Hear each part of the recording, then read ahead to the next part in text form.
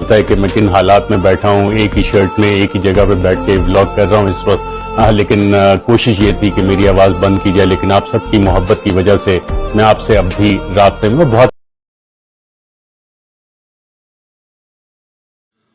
السلام علیکم ناظرین.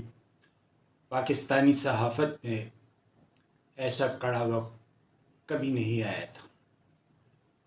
ہمارے جواں سال انویسٹیگیشن رپورٹر، قومی معاملات پر بہت زیادہ ووکل ہونے والے صحافی جو کچھ دنوں سے مختلف مسائل کا شکار تھے، گزشتہ رات انہیں نیروبی کینیا میں قاتلوں نے گولیاں مار کر شہید کر دیا.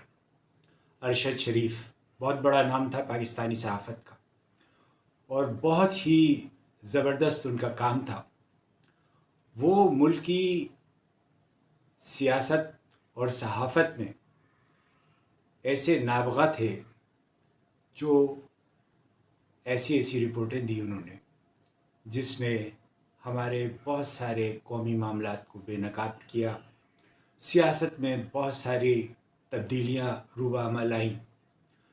گزشتہ دنوں ارشد شریف اس وقت گرم پانیوں میں، ہاٹ واٹرز میں آئے جب ARY پر ایک پروگرام کیا، اور اس میں شہباز گل نے جو کچھ کہا اس نے انہیں پاکستان کی میڈیا سے جدا کیا. ان کے خلاف مقدمات بنے، انہیں ملک سے باہر جانا پڑا. پہلے وہ دبئی گئے، وہاں سے لندن گئے، اور لندن سے کینیا.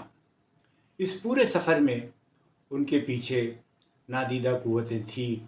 کچھ ایسے لوگ تھے جو ان کا مسلسل پیچھا کر رہے تھے، جن سے ارشد شریف بخوبی واقف تھے، اور انہوں نے اپنے ذرائع کو اس بارے میں اطلاعات بھی دی ہوئی تھی. ان کی اہلیہ جویریہ صدیق خود ایک صحافی ہیں، اور وہ بھی بہت سارے معاملات سے واقف ہیں. اور گزشتہ رات قاتلوں نے انہیں موقع ملا اور انہوں نے ارشد شریف کو شہید کر دیا. پاکستان سے باہر صحافیوں کو یا سیاستدانوں کو مارنے کا یہ دوسرا بڑا واقعہ ہے. اس سے پہلے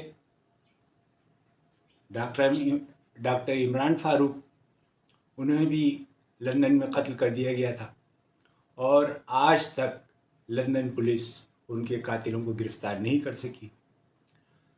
کینیا کا یہ واقعہ بھی بہت افسوسناک ہے، اور اس سے زیادہ افسوسناک یہ بات ہے کہ ہمارے میڈیا نے اپنے ہی ایک اینکر کی خبر ایسے انداز میں دی جس کا کہ تصور نہیں کیا جا سکتا.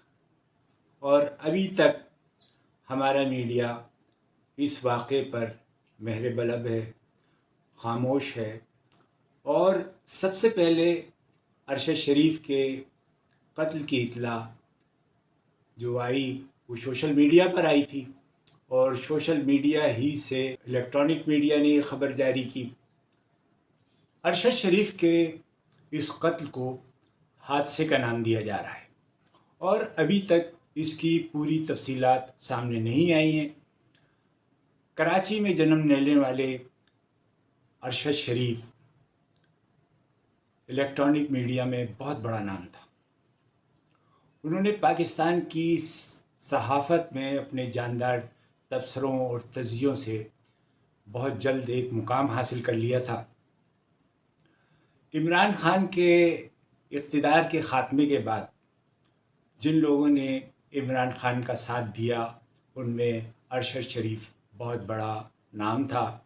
اور ارشد شریف جو ہے انہوں نے عمران خان کے ایکسکلوسیو انٹرویوز بھی کیے.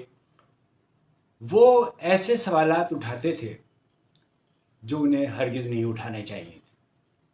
مثلا انہوں نے یہ پوچھا کہ ISPR کی جانب سے جو قومی نغمے اور ڈرامے اور اس طرح کی چیزیں بنائی جاتی ہیں ان پر 1 ارب سے زیادہ روپے خرچ کیے جاتے ہیں، اور ان اخراجات کا کیا حساب ہے۔ اسی طرح سے انہوں نے ایک ٹویٹ میں یہ سوال بھی کیا کہ ہمارے چیف قمر باجوہ صاحب، انہوں نے اپنے 6 سالہ دور میں کتنے تحائف وصول کیے اور کتنے توشہ خانے میں جمع کرائے۔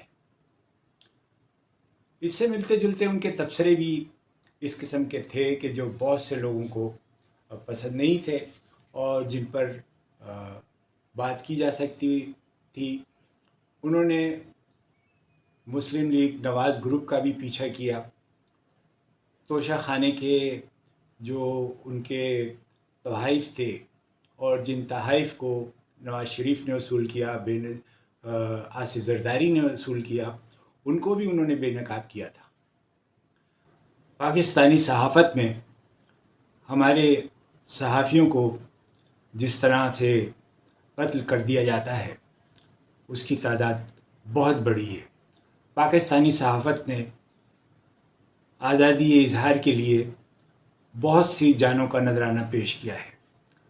ولی خان بابر سے لے کر اور آج ارشد شریف تک بہت ساری داستانیں ہیں جو لکھنے والے لکھتے رہیں گے اور کہنے والے کہتے رہیں گے۔ آج ارشد شریف کے جانے سے ہماری صحافت میں ایک خلا پیدا ہوا ہے، لیکن قلم سے رشتہ رکھنے والے اپنی انگلیاں اپنے ہی لہو میں دبو کر نوشتہ دیوار لکھتے ہیں، اور وہ یہ نوشتہ دیوار لکھتے رہیں گے۔